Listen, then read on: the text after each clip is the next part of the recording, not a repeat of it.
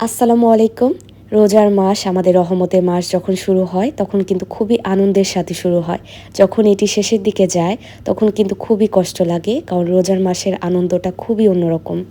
আমাদের সকল মুসলিমদের জন্য এই মাসটা খুবই বরকতময় মাস। তো সকালবেলা ঘুম থেকে ওঠার পর আমি এখানে খেজুর রিফিল করে নিলাম।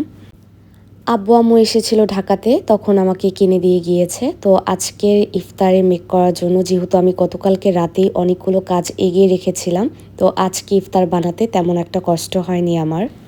আজকের ইফতারে আমি চিকেন সাসলিক বানাবো, যদিও এটার ভিডিও অলরেডি আমি আপলোড করে দিয়েছি। তো এখানে সাসলিকের জন্য আমি চিকেনটাকে কেটে নিলাম। লাইফে ফার্স্ট টাইম আজকে আমি সাসলিক বানাচ্ছি, যদিও এর আগে আমার কখনো চিকেন সাসলিক বানানো হয়নি, কিন্তু ফার্স্ট টাইম হিসেবে আমার সাসলিকটা খেতে এত বেশি মজা হয়েছে, আমি নিজেই খেয়ে নিজেই আমার রান্নার ফ্যান হয়ে গিয়েছি। আলহামদুলিল্লাহ। সাসলিক বানানোর জন্য চিকেনের পিসগুলোকে আমি এভাবে কাট করে নিয়েছি। তারপর এখানে যেহেতু আমি ইফতারের আগ মুহূর্তে সাসলিকটি বানাচ্ছিলাম, যার জন্য আমি চিকেনটাকে ম্যারিনেশন করার টাইম পাইনি, আমি ইনস্ট্যান্ট বানিয়ে ইনস্ট্যান্ট ফ্রাই করে ফেলেছিলাম। তো এখানে বিভিন্ন ধরনের মশলা দিয়ে চিকেনটাকে প্রথমে মিক্সড করে নিলাম। তারপর আমার মন মতো সাসলিকগুলো তৈরি করে ফেললাম। এখন অল্প তেলের মধ্যে সাসলিকগুলোকে ফ্রাই করে নিব। ইফতারের সময়টাতে এরকম মুখরোচক খাবার খেতে কিন্তু খুবই ভালো লাগে আর আনন্দও কাজ করে অন্যরকম। তো এখানে আমি আমার মোস্ট ফেভারিট আলুর চপ বানিয়ে নিচ্ছিলাম, ডিম আলুর চপ। এটা খেতে আমি খুবই পছন্দ করি।